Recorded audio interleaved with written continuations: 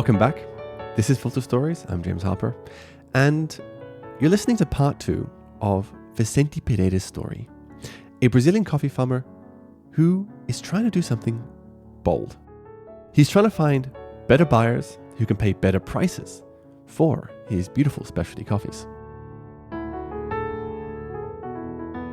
Vicente isn't just any farmer. For most of his life, he ran a successful mining consultancy, which he sold in his late 60s, and instead of retiring, which he is dead against. Retired is not a word for me. I like challenges every time. He embarked on one hell of a challenge. He bought a farm with 25 hectares of coffee, Fazenda Paraíso, which 10 years ago was growing commodity coffee for cheap. And he then invested the better part of $1 million, transforming Fazenda Paraíso to a farm that now produces beautiful flavors of cacao, nuts, caramel, the iconic flavors from this region in Brazil, Minas Gerais. And there are many coffee farmers in the region and globally too, who would like to transform their coffee farms and prioritize specialty coffees, like Vicente did. The challenge, though, is the price. Producing specialty coffee takes more time and it can take more money. You need a higher price to justify it. But the coffee industry is littered with examples of producers who tried to prioritize specialty, they did it, but then they couldn't find good enough buyers, high enough prices, and their farms failed. You can listen to one of my early episodes, Firefly, to hear a sobering example. Link in the show notes. In Vicente's case, his challenge is that the traditional way he can sell his coffee does not get him the prices he needs. Like I showed you in part 1, and I really recommend you listen to it before you listen to this, when Vicente sells his 83-point specialty coffee to a multinational exporter, he gets almost 20% below the C price. This is one of the traditional ways of selling coffee in Brazil, and Vicente will not be able to continue producing specialty coffee if he can only sell at this price. It's not enough. It's not enough. So for any coffee producer that wants to grow specialty, the other half of the challenge is they have to find better buyers who can pay higher prices. And that is what this episode is about. This episode shows you what it looks like when a farmer breaks out of the traditional way of selling coffee and tries to chart their own path to find their own buyers. Vicente is in the middle of this journey. We'll see what it's like for Vicente to export his own coffee in a container. His experience using Al Grano, a direct trade platform that connects producers with roasters, and my partner sponsor for the episode.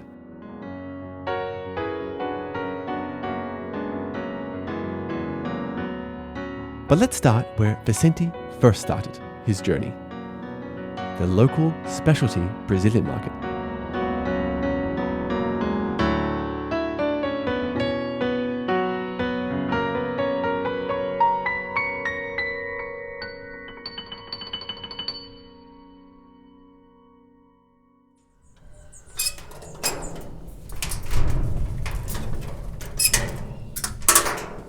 So on a sunny, fresh day back in April 2024, I step out of my Airbnb in the beautiful little town of Oliveira, Minas Gerais. A hot day. It's going to be a hot day. And I walk down the steep roads to the house of Vicente Pereira and his wife Marta. And when I reach their house, I'm greeted by Filo, a tan, slender dog, A doggy. who had just come back from the vet, and her face is covered in star stickers. Because she's a lady. Oh, I see. There's stars everywhere.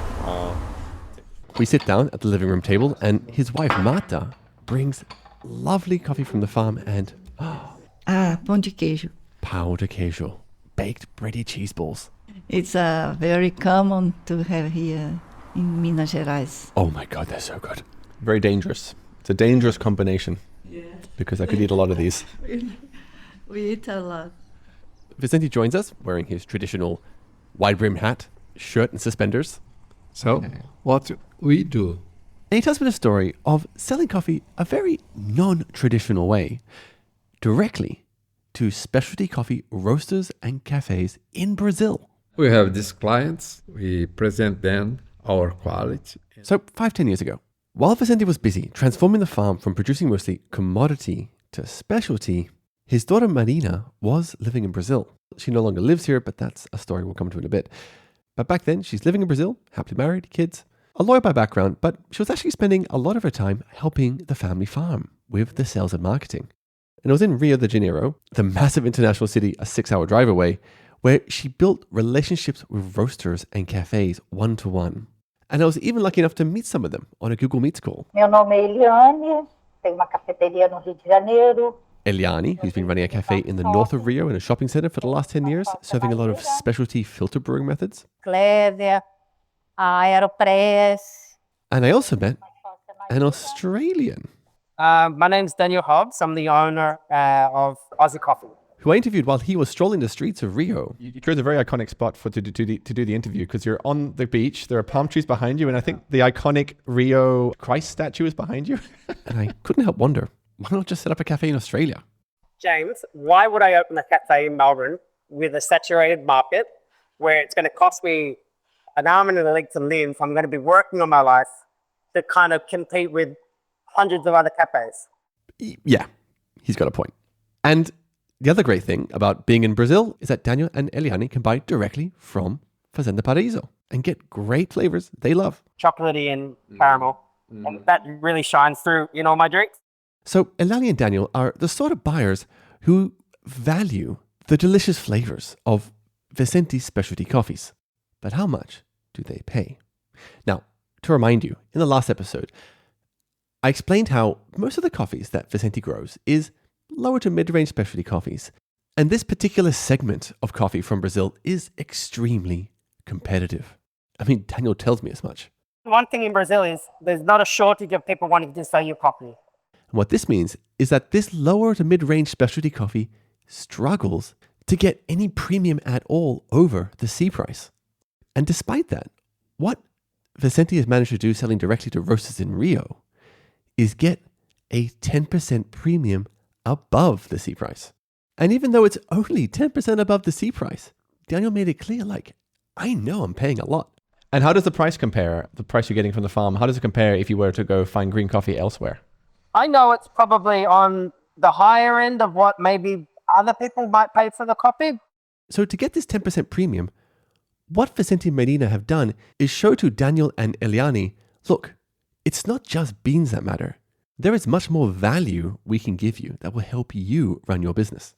For example, at the farm, Vicente's quality control manager, Jessica, showed me the roast profile she had developed for Fazenda Paraíso's different coffees. Trabalha muito com o desenvolvimento da torra para destacar diferentes atributos. By becoming experts on how their coffee roasts and what flavors you can get, they can then recommend coffees to Daniel. And he tells me he appreciates this because it allows him to outsource the coffee expertise to the farm, which allows him to just focus on the business. I'm basing a lot of my trust with the farm. And then, back at Vicente's farm, he shows me another valuable service he offers roasters like Daniel. And I see, like 100 sacks of 30 kilo bags. Warehousing.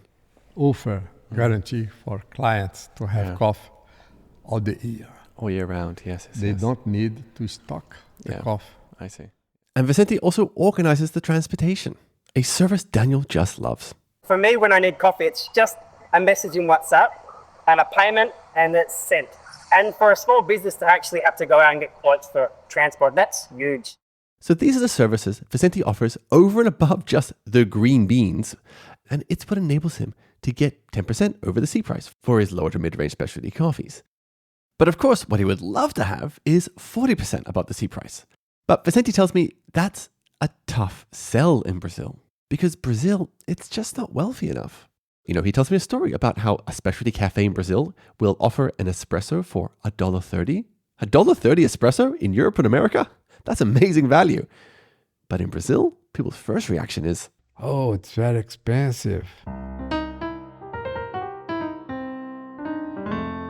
And so, if Vicente could sell all his coffees for an average price of 10% over the C price, his farm will be in an okay position, but he really wishes it were better. Just 10% above the C price, look, he can afford a modest salary for himself. He might just be able to afford Jessica, the agronomist, as well. But what he can't do is take big risks to grow better specialty coffee. He can't, take out a quarter of his production to grow an exotic variety and, wait 5 years to see whether it's going to produce amazing flavors he could sell for much better prices. At 10% above the C price, he's treading water. But if he could get higher, ideally 40%, he could be really thriving and reinvesting big into the farm. And so coming up next, Vicente turns his sights to a much richer country, America. So Vicente has been trying to find buyers outside of the traditional way of selling coffee. He had success selling to cafes and roasteries based in Rio, but because Brazil is not the wealthiest country, he feels like he's hitting a price ceiling, 10% above the C price. What he would love is 40%. And so Vicente decided to take another big risk. Exporting coffees himself directly, shipping his own coffees on his own container. Now, this is not an uncommon way for many coffee farmers to sell coffee directly to faraway places like America. But as a coffee professional in the global north, I still forget sometimes how much of an undertaking this is for a farmer, especially a farmer who's as small as Vicente is, only 25 hectares of coffee. Financing your own container of coffee is expensive. Ballpark, $100,000. And for Vicente and his small farm, it was actually too much money. He needed a partner. And Vicente very kindly took me in his car to meet his business partner, another coffee farm. All right, here we go. I hop out of the car at Fazenda Santa Maria. Oh man, Brazil is such a beautiful place. This farm was just gorgeous. A farm stretching over rolling hills, little town just in the distance. Huge eucalyptus trees towering overhead. Wow, that's a tall tree. Wow. 80 years old. We walked through the door of the office building, through to the kitchen, and there, they had another huge pile of pão de queijo. Oh my God, this was so good. Oh my God. Homemade pão de queijo. This is amazing. So while I'm scoffing down my 1000th pão de queijo, Vicente explains how this partnership is going to work. The first one, then it's half to half. So a few months back, Vicente and this farm, Fazenda Santa Maria, they got a container and they filled it half. Half Vicente's coffees, half Santa Maria's coffee. And when I was visiting, that container was literally on the seas. A big metal box full of delicious specialty coffees, bobbing up and down on the ocean and scheduled to dock in a couple of weeks. I think this week or next week. Its destination? Texas. Houston, the United States. Now, as I mentioned, the first big challenge with getting your own container is financing the thing. But then the next big challenge is, well, who's going to sell the coffee when it lands in Houston? If Vicente can't sell those coffees at a high enough price, he's looking at a loss. And a loss for a lot of coffee. Half a container's worth of coffee. It's a big risk. But one way to make it less risky is have somebody on the ground actually selling the coffee. And actually, it turns out that Vicente has an unfortunate but unique family situation, which is kind of the reason he's taking this big risk in the first place. Hi, how you doing? Hi, you good yourself? So his own daughter, Marina, now lives in Houston. How are you today in Texas? I'm good. I Yeah? just made my coffee. Oh, perfect. So good. Great. Now, I just want to spend a couple of minutes talking about, the circumstances of Vicente's family. Because it's an unusual, unfortunate situation, an opportunity that under normal circumstances is just not available to farmers as small as Vicente. Okay, so Marina, she's in Texas. But as we heard earlier, she was living in Brazil very happily, helping the family coffee farm sell the coffees to cafes and roasters in Rio. And Texas, not part of the plan. So I didn't have plans to move. It wasn't something that we were looking for.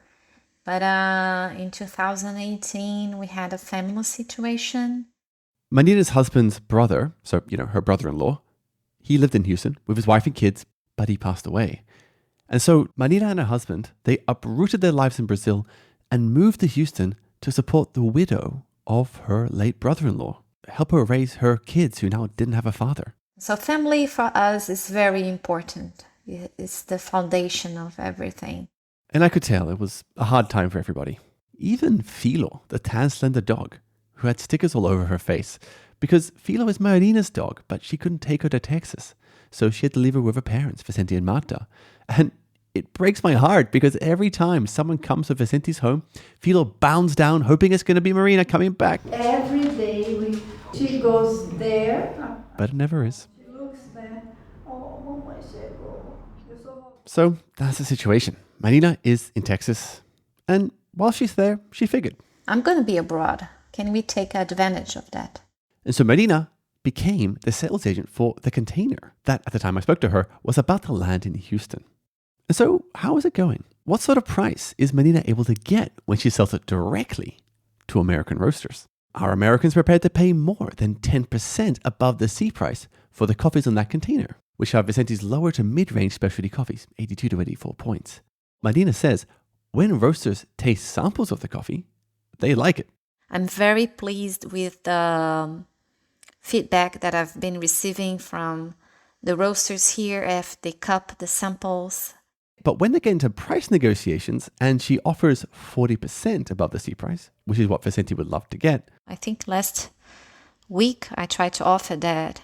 It was a challenging number. It would be very difficult to make a sale. It's more than roasters are prepared to pay. And Vicente, he was expecting this. We are opening the American market. And actually, in these early days, he wants to get a very clear message out to the American market. We need to have good quality and good price. We need to prove this for the market. Which is why at the time I spoke to Marina, I would suggest at least $1,300 to start. The prices she was negotiating would actually mean that the farm earns below the C price. 5 up to 10% below the C price. And Marina knows that it's not great. So yeah, I'm trying to be very positive. One thing that this story really showed clearly to me is that building a reputation as a farm in a consuming market like America, this is a long, long journey. So we have to start, we say like in Portuguese, little ants. Passos de formiguinha, baby steps. To get known in the market, they're going to have to stick at this for years. Sending a container every year for many years and maybe even making a loss in some of them. It's challenging, so it's demanding compromises from everybody.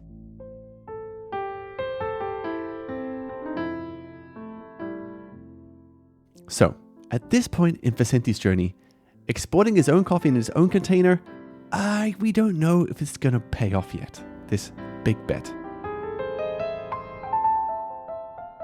What I can say for certain is that getting your own container is really expensive.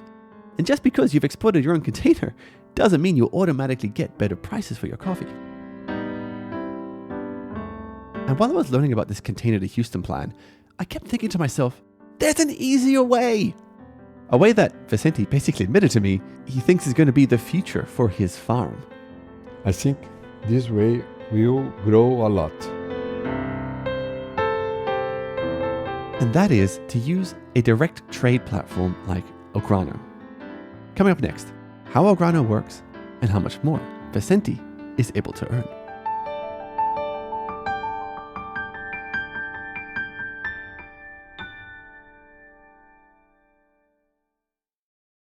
So, Vicente, he's looking for better prices than he can get in Brazil.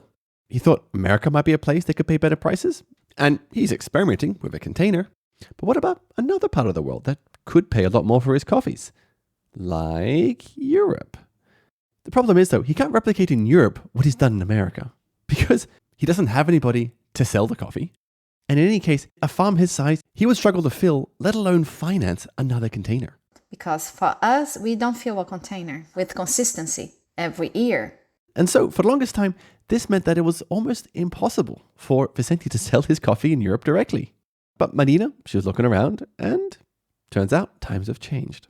And then I was searching for the possibilities to export directly and direct trade, and then I found Ograno, and I talked to my father about it. Ograno, a direct trade platform that connects producers with roasters and takes care of all the logistics. And I want to spend just a minute walking through how it works. So Marina, right, she signs up to Algrano, and the first thing she discovers is that it's kind of like Tinder between coffee roasters and producers. So she creates her profile, makes it attractive, puts up beautiful pictures of the farm, writes a lovely farm story, and she puts up 3 different coffees roasters can choose from. So we have like 3 different coffee lots, which are the names, the Nutcracker, with very nutty notes. We have the Bourbon, that brings this sweetness and also the fruits. And then we have the Latte's Perfect Match. Then, roasters, they come onto the platform, they like the look of Marina's coffee, and they ask for a sample. Now, Marina, she's already sent samples of her coffee to Algrano, so... I said, Algrano, those clients here, can you send them a sample? Roasters get the sample. If they like the coffee, they then get in touch with Marina directly. Marina and the roaster then negotiate the price between themselves. And then they made the purchase. Sale complete. Great. But this is still only half the story. Because how do you get the coffees from Marina's farm in Brazil to the European roaster?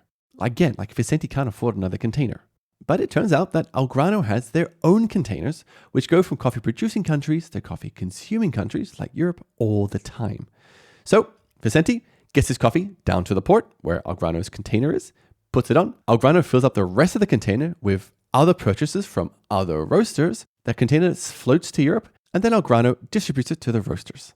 There it is. Through Algrano, it was possible to send coffee abroad in small lots, which has never been possible for us. Now, Fazenda Paraíso hasn't been on the Algrano platform for that long. Where is it? Just a couple of years. But still, to date, they have 1, 2, 3, 4, 5, 6, 7. We have done 7 contracts with them during this last 2 years. And so, what kind of prices are they able to get? So, for their highest quality coffees, not the majority of what they grow, just the real top-end stuff, which they actually grow very little of, 87 points, through Algrano, they were able to get the highest prices they had ever received for any of their coffees. 45% over the C price. This quality, it was high. It was a different lot, which I named the Secret Garden. It was very floral. I think they would have really struggled to get a price like this in the local Brazilian market. In any case, what matters the most is how much they can get for their lower to mid-range specialty coffees, the majority of what they grow. And their story so far is what I would describe as a mixed bag. So 2023, they were doing pretty well, 20% above the C price. But in 2024, that dropped down to slightly under the C price. Now, to me, these huge swings suggest 2 things. The C price at the time this episode drops is very high, and that's doing all sorts of weird things with specialty coffee prices. I hear stories of producers who say, I'm selling my specialty coffees for below the commodity price because I just can't ask for a premium when prices are so high. But I think what this mixed bag also shows is that, at Fazenda Paraíso, there isn't a fixed pricing model. There's no consistent formula like we always charge 40% above the C price. No, the way it actually works is Marina and Vicente, every time they go on Algrano to put up a coffee, they look around. What's the C price right now? It depends on the market. New York. What are other producers charging? We look, what are the other farms doing? Should we discount our coffee a bit this time just to kind of stay present? Or we make a choice. We want to stay in the game. They're always figuring out pricing in the moment. Trying to figure out what their coffee is worth this time. And to me, that's a reflection of kind of how early on they are in their journey. Because pricing power, being able to say, this is what our coffee is worth, take it or leave it, that only comes when a farm is able to offer really clear value. But when you're in Brazil and your customers, roasters, are over in Europe, America, what is that value, right? Because look, earlier in the episode, we saw how they add value to their Brazilian specialty roasters, roasting profiles, warehousing, logistics. But when you're selling to Europe via Algrano, those advantages disappear. And so what's left? Well, Marina knows that the relationship, the service communication is really important. Yeah, so I try to continue the conversation. And she's working hard on it. For example, sharing the insights from their agronomist, Jessica, on how the harvest is developing. And then she took some pictures and then said, okay, look, it's looking promising. This is the sugar level reading. But again, I got the impression that they're on the right track for sure, but they're still taking these first steps. And it made me wonder, what does the next level look like? Who's already there? Who's just nailed it? A producer who can set higher prices and confidently say, listen, roaster, you can either take it or leave it. And what kind of value are they showing to have that kind of pricing power?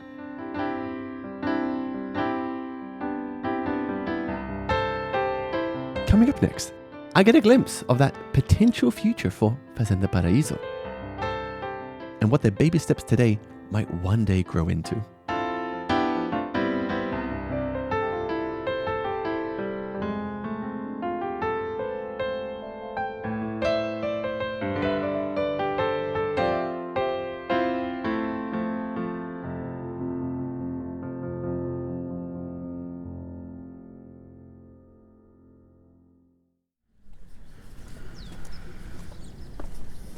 To see what the future might look like for Fazenda Paraíso, while I was there down in Minas Gerais, I arranged to meet the CEO of a very successful farming group. Hello, hello. Yeah, good to doing see good. you. Nice to meet you. How are you doing? Nice to meet you. Oh, I'm Fabrizio. I'm a coffee producer, and nowadays I've been leading Sun Coffee. Fabrizio picks me up in his car and we drive to Sun Coffee. And here we are in the Sun Coffee facility, where we have all our coffee stored and especially prepared for our customers. Amazing. All right, so Sun Coffee. How to describe what they are? They're quite a unique entity. 20 Brazilian coffee farms came together to form an export house where their coffee would be milled to specialty coffee standards. And then this joint entity, Sun Coffee, would work hard to sell their coffees internationally, many of which via the Algrano platform. And I got to say, it was a really impressive operation. So here is how things start. Okay. We start the tour. So coffee from these 20 farms, they get driven into this huge dry mill. We have the capacity to store 150,000 60-kilo bags at once. Which is super digitized. Microchips. Oh, you have microchips in the floor? In the floor, yeah. Get out. And also in the bags. No way. The walls so high that the workers who were cleaning them, they had these like modified extra long brooms. A broom attached to a very long piece of bamboo. Yeah. He's just like cleaning the wall. And once the green beans have been sorted, classified, next door in the offices is where they're graded for their quality. They cut like this. See? Have you ever seen it? Wow. And again, the scale here was unbelievable. The cupping table, designed for maximum efficiency. It's like a Chinese buffet table with like a spit bucket down on the floor in front of you. Fabrizio and I, we eventually make our way into the conference room, Okay. sit down, and there he explains me how, over the years, Sun Coffee has managed to sell to a lot of roasters 113 roasters. in 31 countries, and now they're earning exceptionally good prices. For the lower to mid-range specialty coffees, they're earning 20 up to 30% over the C price. Fabrizio himself tells me we are not the cheapest. If you take score and price, you are able to find better deals than Sun Coffee in the marketplace, even in Algrano. If Vicente could earn what Sun Coffee are earning consistently, his farm would be in a good, strong place. He could take some risks to produce even higher quality coffees, like growing very temperamental exotic varieties of coffee, or maybe doing some crazy experiments on processing, or simply paying himself back for all the capital he's already invested in the farm, the better part of $1 million.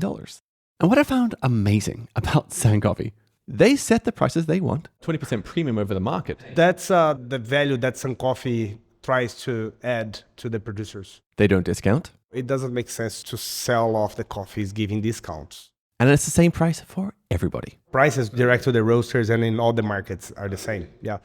This is pricing power. Sun Coffee has a lot of it. And this pricing power reflects the value they deliver to roasters. It's taken them many, many years to get to this point, but what they have now is this secret formula. Well, not so secret actually, because Fabrizio, he's always very open to talk about it. And he told me what it was.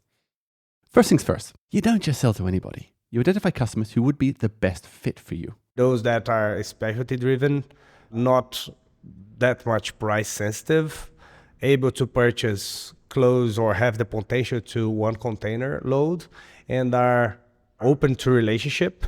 We've stopped doing business with roasters that were not open to that, and also value extrinsic attributes.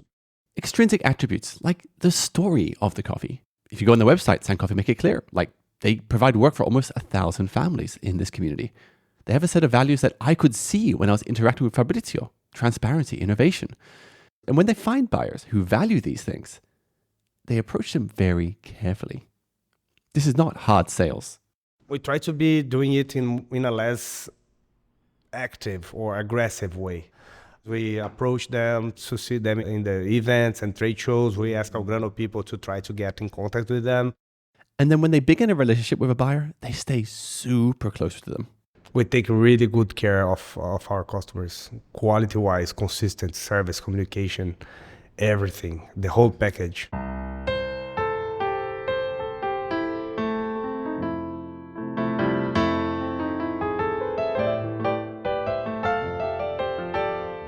When my interview with Fabrizio comes to an end, Should we have some lunch?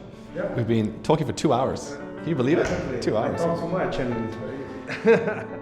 I gotta say, I felt like I had been taken on a masterclass for sales. Not just sales for coffee farming, sales generally. This is how you build pricing power. For certain roasters, there are very few other Brazilian farms that deliver what San Coffee are delivering. And offering all this value has allowed them to differentiate themselves. And this differentiation is what makes you special. It's what gives you pricing power.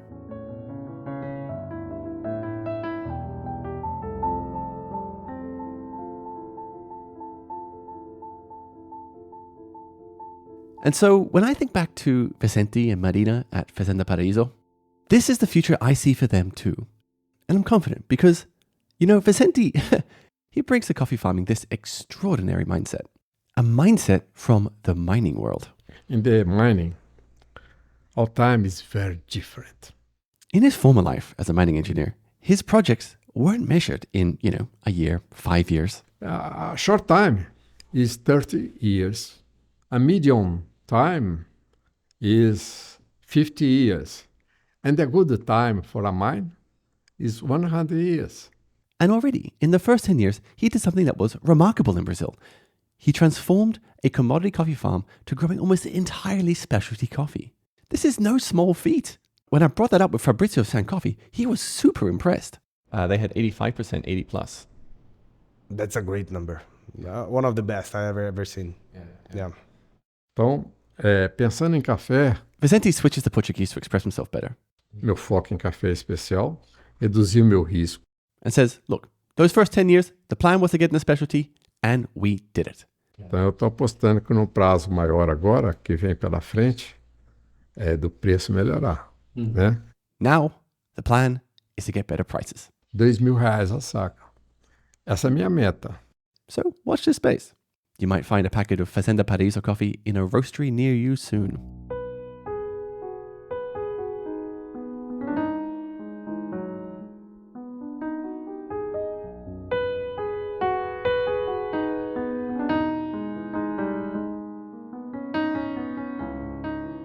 And so, zooming out, we've seen the work that Vicente and Marina have had to put in to break out of a traditional system of selling coffee in Brazil, mostly to multinational exporters. A traditional system that didn't give them the prices to grow quality coffees. But by meeting roasters directly, face-to-face in Brazil, or abroad using, for example, El Grano, he now has an opportunity to speak directly to roasters, have some pricing power, and earn the prices he needs to keep this farm long-term sustainable. It is not an easy path. It is not for everybody. But for those who want to do it, this is what lies in store for them. And for me, as a coffee professional, this story has humbled me. It's very easy to sit back in a consuming country, see all these coffees from all these different farms, and just think, this is great. I'll just pick and choose what I want. But behind each one of these coffees is this challenge. A challenge for a family. And sometimes, in the case of Fazenda Paraíso, one person's dream to get connected back to the land, produce delicious coffee, and a daughter who wants to work closely with her family.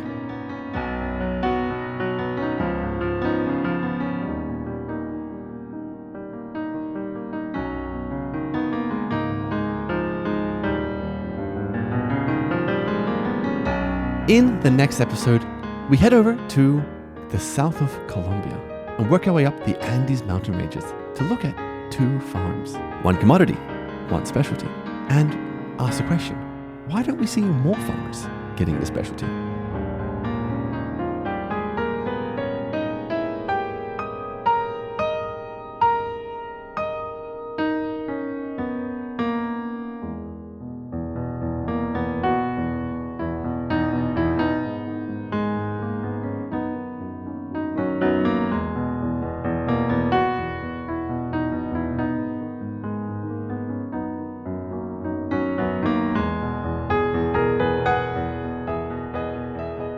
Thanks so much for listening. Now, that melody you heard a couple of times in this episode. Do you like it? I've been learning the gospel scale recently, and that's been like my favorite jamming tune for quite a while now. Now, are you curious to see Fazenda Paraíso and Sankofi for yourself? Judge, are they really as beautiful as James says they are? Visit my Instagram because I've got photos, I've got videos. Link in the show notes. Now, here's a quick preview of what's coming up next in the series.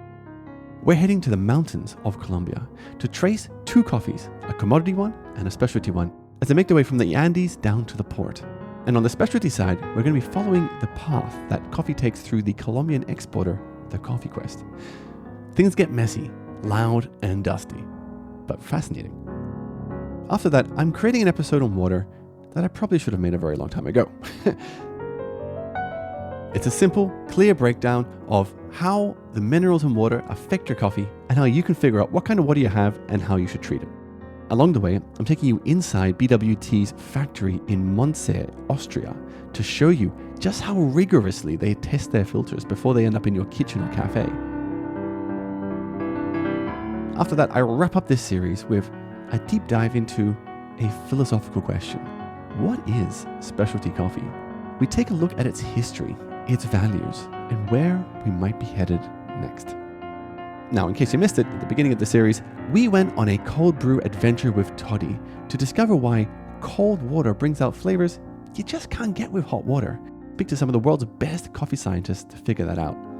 And then in the episode before this one, we go on this topsy-turvy journey into how flavor is created during roasting, including a visit to the Probat factory to see a roast so fast, many people have literally said, I don't believe that happened. I assure you, it did.